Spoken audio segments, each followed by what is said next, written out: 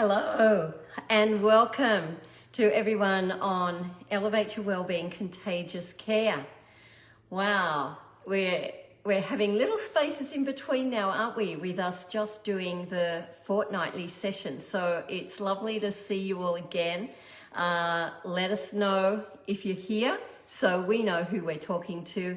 It's great to have you with me today. And it's a joy. Greetings, tribe. For those of you who might have just come in new membership to Elevate Your Wellbeing Contagious Care, this is my husband John, and we're on a road trip at the moment. So here we are together talking in today's session on fostering forgiveness fostering friendship. Well, forgiveness is part of deepening friendship, but we're not talking on that this morning. We are looking at 3 different tips to fostering our friendship, whether it's in marriage, whether it's in a dating relationship, whether it's parent-child or best buddies. Whatever situation you're in that you want to foster friendship in a long-term relationship, this is for you today. And we're looking at 3 tips. There's many tips, but what we've found has been really essential for us is developing an attitude of curiosity. Mm-hmm. And as well as that, I'm seeing a like there. Let us know if you're here with a love heart or a like. That's great. So developing curiosity is really important. And acceptance. Yes, we might need to challenge our partner in ways for us to improve our relationship, but it's accepting the package deal as well. And we're going to look at that this morning, as well as like that you're enjoying that concept of fostering friendship. And the third one is the importance of empathy. How do we develop greater connection, more intimacy, emotional intimacy, and all different aspects? A big part of that is having empathy with each other. So hi Marie and hi Paul. Never stop being curious. I love that, Paul. And it's just a really important aspect. So we're going to look at those 3: curiosity, empathy, and acceptance today.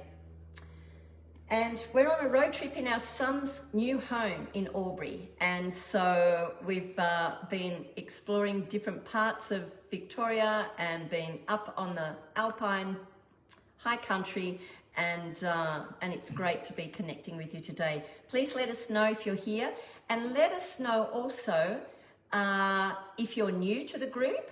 Just put in new, and what aspects have you found that foster your long-term friendships?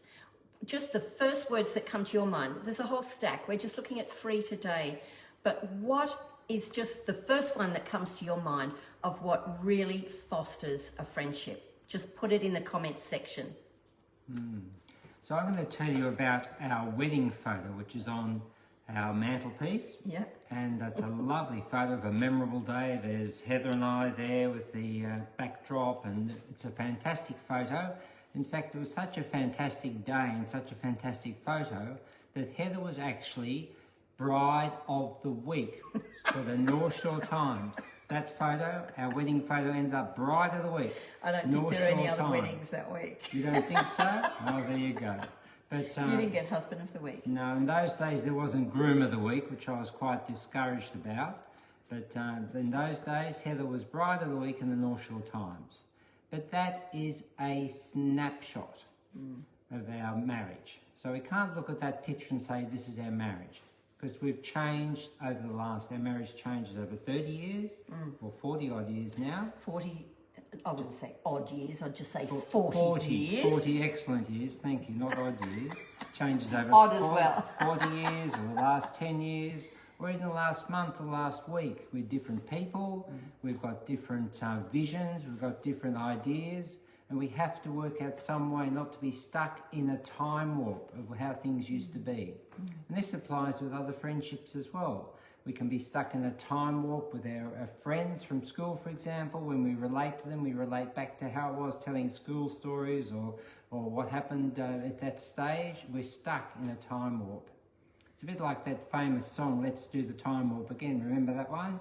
It's just a jump to the left, do, do, do, do, do, and a step to the right. I won't do the hands on the hip with that and the pelvic thrust. That might be a bit too much information.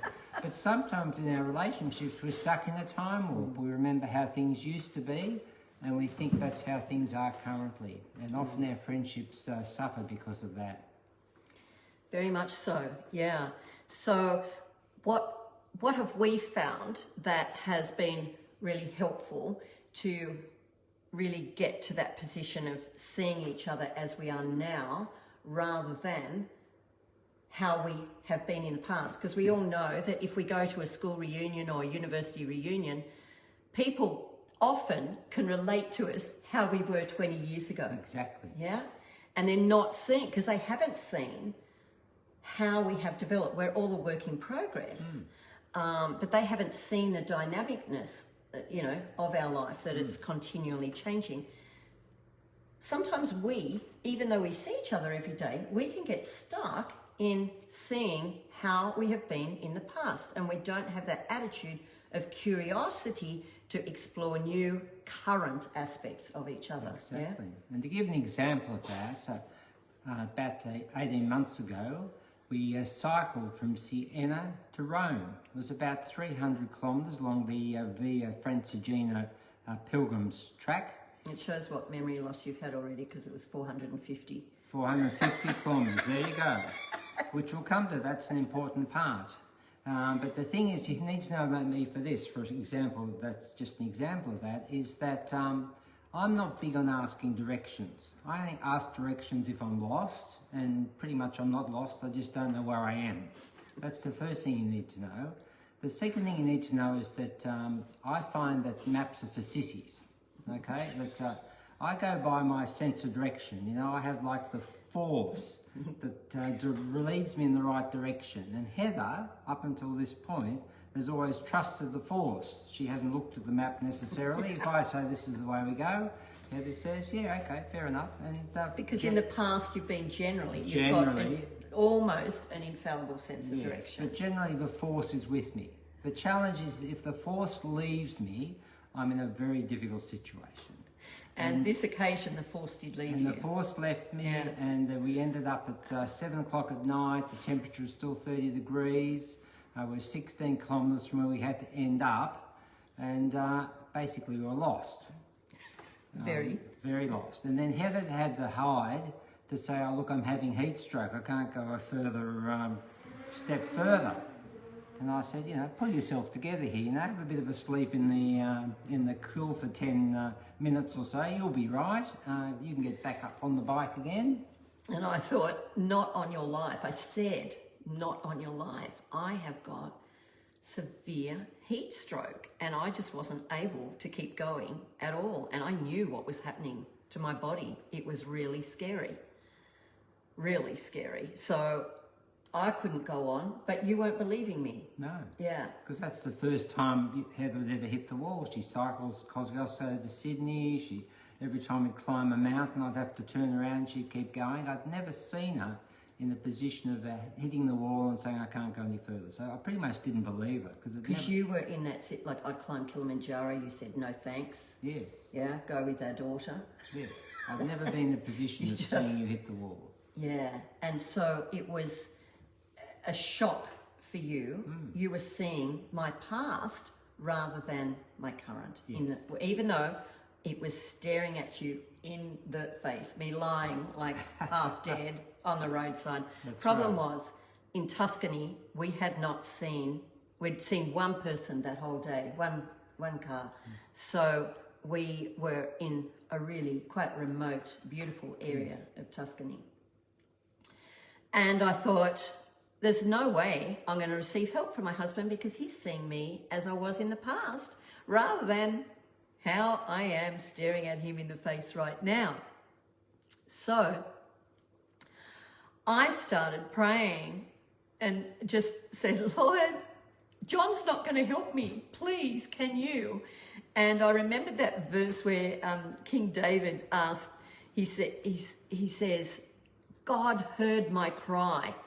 He put my feet up on a rock, on solid ground. He lifted me up. Well, I was asking God to lift me up and bring a car along and for him to stop, or her to stop, because even John, not even believing how severely heat-stroked I was, he also had trouble asking for help. So I thought, he's not even going to put his hand out if a car does, by a miracle, happen to come by.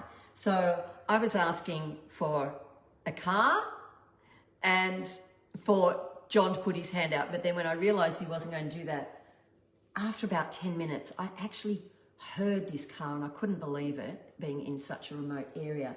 So I got up, staggered up from the ground and tried to put my hand out.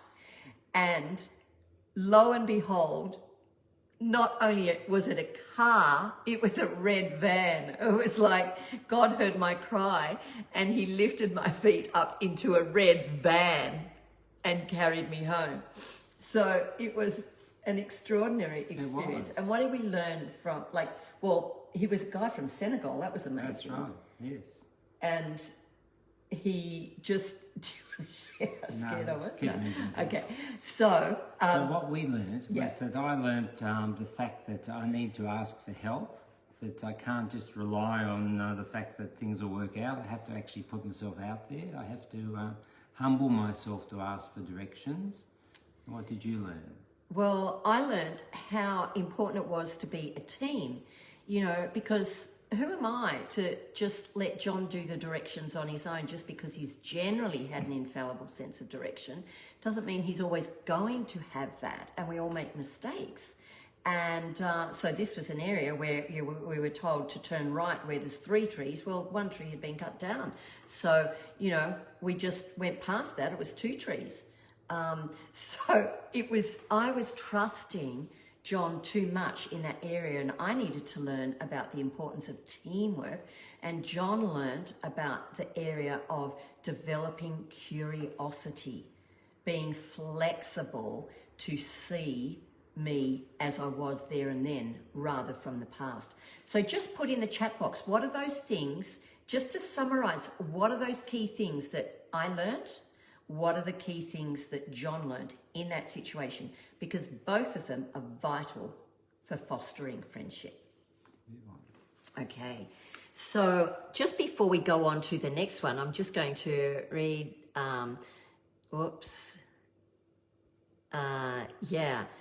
your comments.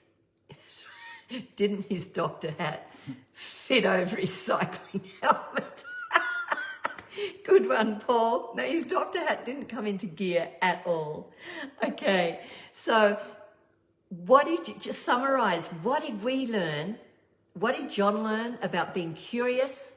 What did I learn about the importance of teamwork? Just summarize that in 1 or 2 words in the comments section. So what do you think about curiosity? How have you found that helpful in your fostering of your friendships? So as we move on to the next one, acceptance, we're learning that friendship is a journey where there's always an opportunity to learn new skills and insights that bring a rich vibrancy along the way. And you might ask, well, how do you develop a long-lasting, solid friendship? And in my book here that I've co-authored, in my chapter on freedom through forgiveness, there's a diagram that looks exactly at that. I don't know whether that's helpful to you, but it's just looking at how we can go from healing of our past stuff so it doesn't get in the way of our current relationships. And then we need to build trust, the next layer, over here, trust, the next layer of our friendship, building trust, not letting the other stuff get in the way, so being healed from that, and the whole chapter is on that aspect of healing. If you want to, just go onto the website to see that.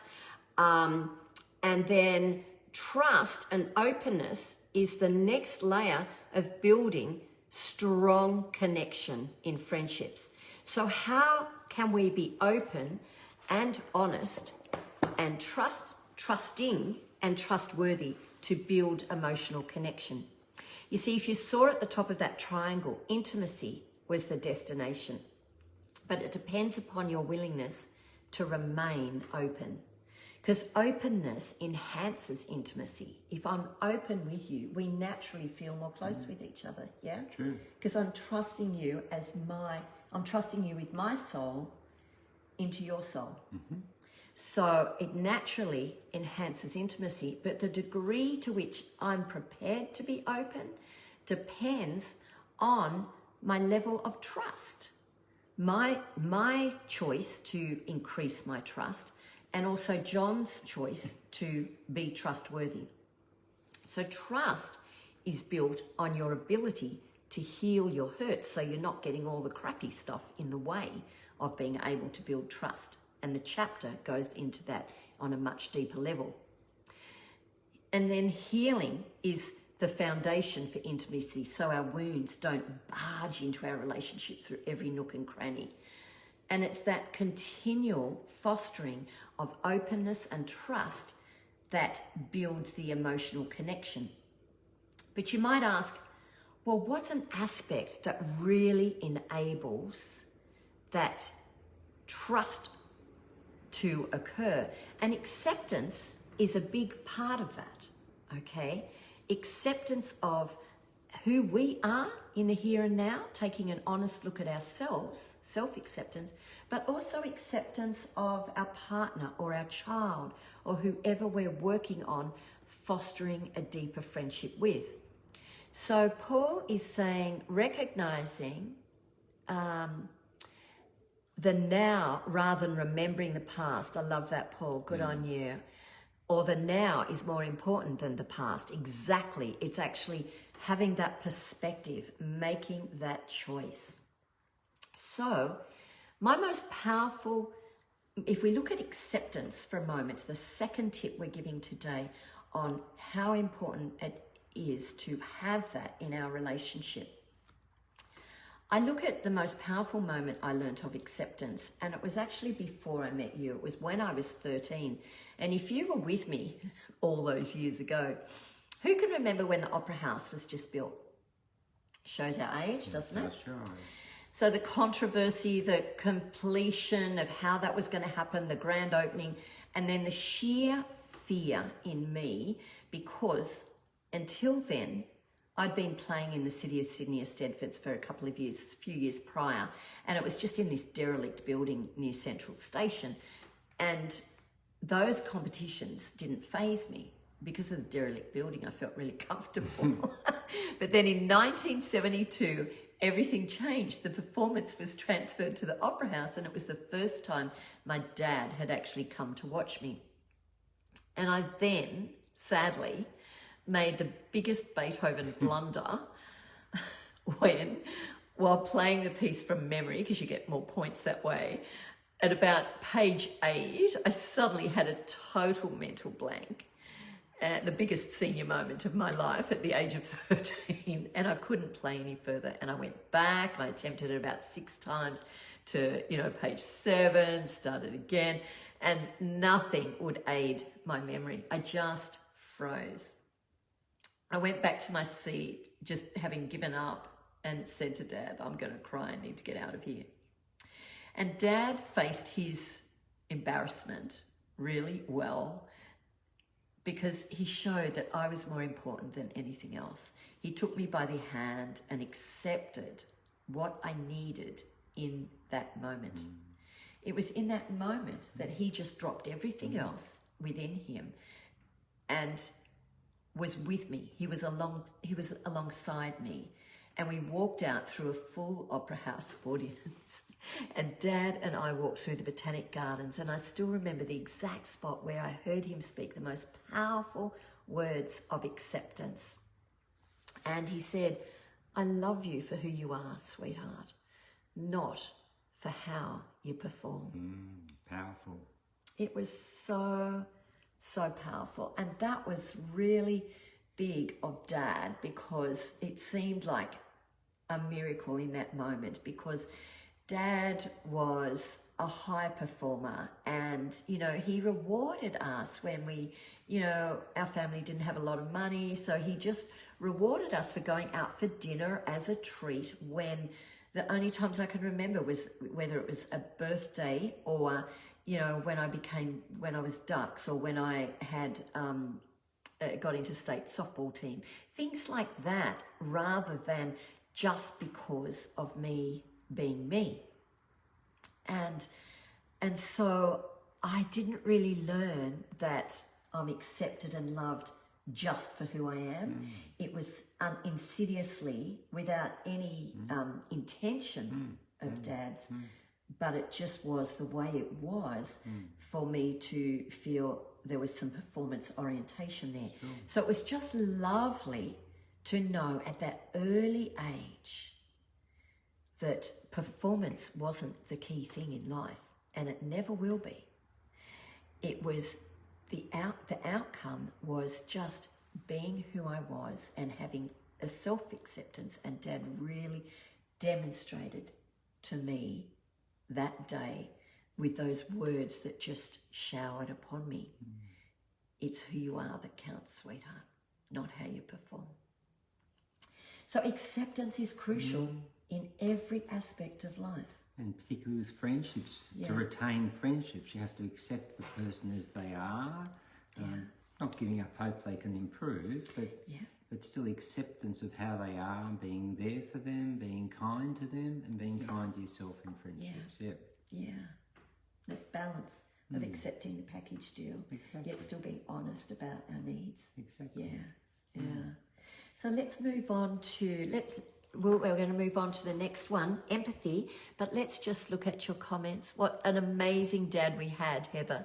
That's right, from my dear sister, and great comforting words. Accepting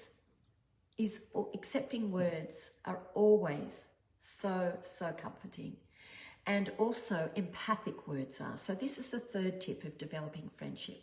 How do we be empathic? Let's look at what that really means first. Do you want to go for that? I could go for first. So first of all, there's a difference between empathy and sympathy. Empathy draws connection. It actually fuels connection with each other, whereas sympathy can drive disconnection away from each other. Yeah, my word. Sympathy has a patronising effect, and it shows that it's more about us because we want to fix things and look helplessly down upon someone with sympathy, whereas empathy is getting alongside, like really getting alongside, not knowing perhaps what to say. That doesn't matter. What matters is just being able to feel with the person as we get alongside them. I think sympathy is often so we feel better ourselves rather than making them feel better. So there's 4 parts of empathy. The first part is to take the perspective of the other. You may perhaps not agree with it, but your aim to be empathic is to actually see the world through the other person's eyes. The second part, which is quite tricky for each of us, is to be non-judgmental. So to actually put aside the judgments and the could have done better or what if or why didn't you, all those ideas, put them aside, non-judgmental. The third one is to communicate that you recognise their emotions. So they're obviously got emotions they're expressing through what's going on in their life stage. You have to somehow get across to them that you understand the emotional connection with their event. And as Heather said, it's actually feeling with the other at the same time as they're feeling. And you may not understand their feelings, and that is actually okay. We're not going to understand everyone's feelings. You know, if we've had a child that has died, most of the world won't understand that because that's an uncommon experience. But to just get alongside them and say, I don't know what to say right now, but I just want to be with you in whatever way is best for you. That is empathy, just dropping ourselves to just feel with the other, be prepared to go to those dark places with the person and have that connection with the person, even if we don't have connection with the actual feeling, because we may not have experienced it ourselves. And perhaps a helpful take-home message is that empathy never starts with the words "at least." Just to give you a couple of examples, Heather is my buddy from many years back. I'm going to talk to her about a few issues. So my wife has just had a miscarriage. Well, at least you guys have been able to get pregnant. Or at least there's time for you to have more. Yeah. Okay, next one. My son, George, looks like he's going to be kicked out of school. Well, you've got Jane and Elizabeth who are 8th graders. So what's the problem? At least you've got 2 out of 3 who are doing okay. Not going too well on the empathy front. Perhaps you better do a bit more counsellor training, I'm thinking. How about you put in the comments section what you could say instead of those pathetic responses I've just given, what you could say to this person who's just shared the depth of his heart there. Okay, we'll try again. She can only improve. I think my marriage is breaking up. At least you've got a marriage. Not good, is she? Not good. Needs a bit of extra work. But can you hear people, and maybe yourself, falling into that trap of the at leasts, comparing, rather than just going with the person with their pain? So when you try saying that again, and I'll say it in a better way. My son George seems like he's going to be kicked out of school. Oh my gosh, that must be really disheartening for you. Really scary and really disappointing to hear that. Yep, that's good. So it's actually sometimes guessing how they may feel if they haven't expressed the feeling words, or it's just connecting with the feeling words if they have expressed it. Yes. Yeah. And acknowledging people are trying somehow to cheer you up. They're trying to like silver line your problem. Yeah. They're trying to somehow get across the fact that, well, it's not as bad as you think. They're trying to sort of rub it out a bit, your problem. They're trying to sort of frame it or twist it so it sounds a bit better, so it makes them feel better because they're being helpful. Well, they think they're being helpful because they move into the problem solving. Yes. They want to fix it straight away, which will make them feel better. And meanwhile, you go off into life still in that dark hole. Precisely. And feeling more alone than before. Yes. Yeah. And to some extent, you've experienced the chronic fatigue that you've been suffering. Yeah. So I've had this now since last June, and I'm sleeping an average of 10 hours a night and needing, sometimes 2 hours sleep in the afternoon. And that's really, like, I've had to cut out half my life in order to give that time and devote it to rest and sleep.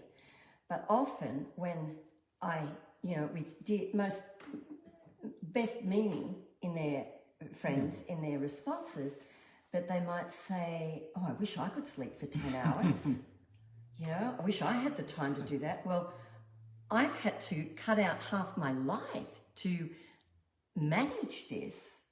So it's not the most helpful response because there's a disappointment in having to cut out lots of my dreams and visions for the current life that I'm leading. Yes, or they might say that, well, you can still do some things. I wish I could do as much as you can still do. Yeah, so it's just the comparison again, rather than knowing how frustrating and disappointing it's been. I try and make the most of it, but to see me at home, you know how that's right. How devastating it is. How just weak and tired, fatigued I feel. Yeah.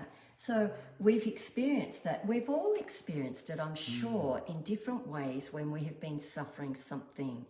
What has been the best response? Let's look at positives now.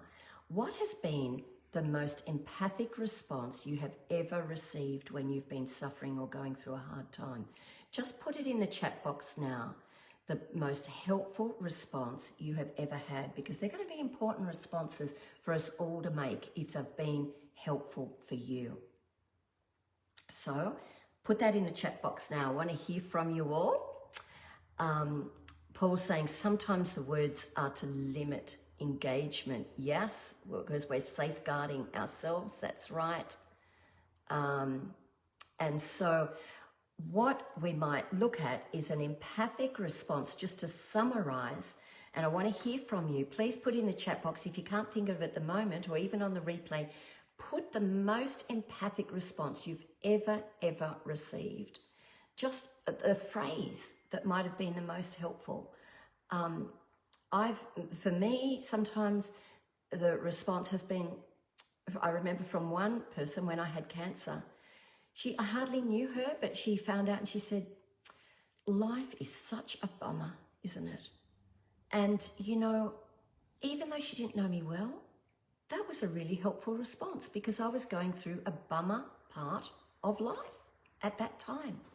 So an empathic response can be, even if you don't know what to say, just acknowledging the deep hurt or the suffering that you're going through could be something like, I don't know what to say, but I'm just so glad you shared that with me. Thank you for sharing it with me. I feel your pain. I want to walk alongside you in that. I can't imagine what it's really like for you, but I want to walk with you in it. So what are the responses that you have found most helpful? It doesn't have to make the person better. It will just let them know you are there with them. Alison's saying, acknowledging the pain, not trying to fix it, but entering into your life with compassion. That's right, Alison, beautiful. So what are some of the phrases that have meant the most to each of you in life? Please, if you're watching the replay as well, put it in the chat box, the most helpful, empathic response that you have ever had that has really helped you in a moment of suffering. Because I think it's a good reminder that the response doesn't make things better. The response is not the outcome or not the process. What the process is the connecting with the other person. The connection is the outcome that makes the person feel better. And that can be done with a beautiful hug. It doesn't have to have words. But let us know what words have been helpful for you or what behavioural responses of body language has been most helpful. So let's summarise. I was just thinking back to when you had our first child was a miscarriage. Yeah. And that was a tough gig, wasn't it? Yes, First time parents, we told everybody, and we were overjoyed and we were pretty chuffed with ourselves. And sadly it ended in miscarriage. Yeah, that's right. And I remember having somebody say, a man who was struggling to deal with that news, just asked me, what am I doing in the next weekend? That's right. You said, oh, look, I'm sad, I've just had a miscarriage. And his response was, oh, what's happening next weekend? You've had the miscarriage weekend, now you can move on to the First of Life weekend. Yeah. So, it's important for us to know who we can trust with stuff. Exactly. And but for all of us, how we can be empathic and accepting of the person in that moment. Yes. So. And we had a lot of at least responses too, didn't we? At least it wasn't a stillbirth. Yes. Yeah. But we also had some beautiful sadness, expressions of sadness and comfort. And people sitting with you. And so that's all it is. Yes. People sitting with you in your moment of sadness. So what are the key elements for you? Just put in the chat box to summarise. What are the key tips that you have found that foster long-term friendships and because we'd all love to hear from you, and that's helpful for everyone else. If you found this session helpful for you, click the share button, share it with your friends, and next session we've got our daughter speaking on self-compassion. So we've talked about being curious, being open, being accepting, and having empathy in friendships this session. But Melinda, who's a psychologist and coach, she's going to speak on the art of self-compassion next fortnight, which is the first Tuesday of April. And please tune in for that. I know it's going to be a great session. She's a terrific presenter, and we're not biased at all. We're not biased. No nepotism here at the Contagious Care. So until then, be courageous, be life-giving, and let your light shine. Okay, bye for now.